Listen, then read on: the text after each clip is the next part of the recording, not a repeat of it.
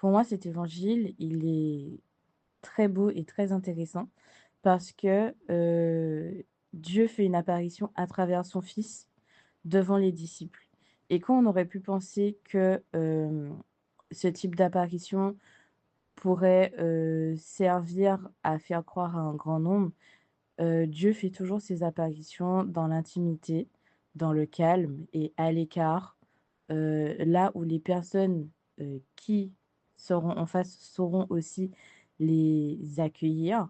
Parce qu'on peut voir qu'ils ont eu énormément de crainte, mais que Jésus les a rassurés et qui se sont immédiatement prosternés devant lui. J'aime bien ce fait qu'on n'est pas dans la démonstration à un grand nombre où plus il y a foule, plus on va faire les choses en grand.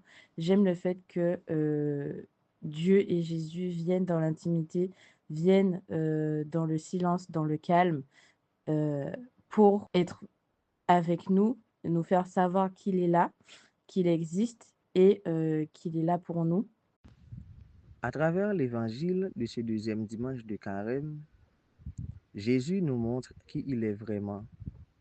Par sa transfiguration, il nous révèle sa divinité.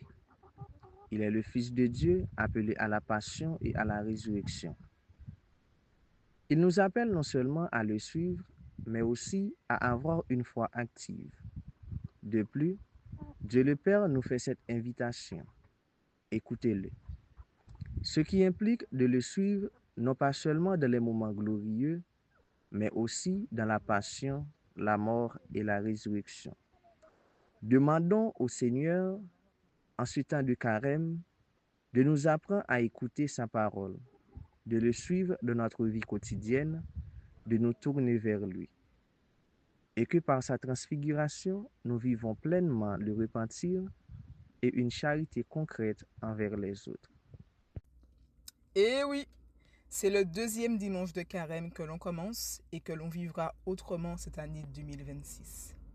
La première lecture nous démontre la raison du pourquoi l'on chante Papa Abraham a beaucoup d'enfants. Papa Abraham a beaucoup d'enfants. Et je suis de deux. Et toi-même aussi. Et nous louons le Seigneur main droite. Et par l'évangile.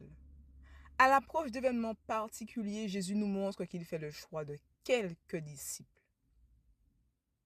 À travers aussi l'ordre que Jésus leur transmet, il nous montre à nous qu'il y a des choses dans la vie qu'il ne faut pas dévoiler à tout le monde, mais au moment opportun, la révélation se fera.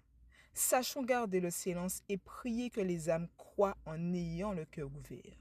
En ce carême 2026, marierons, en y marierons-nous parce que nous qu'à vivre autrement. Transfiguration est le signe de son passage de la gloire à venir et également un signe d'espérance pour toi et moi. Mais il t'invite également à vivre sa passion avec lui et sa résurrection. Il t'invite à te lever et à briller.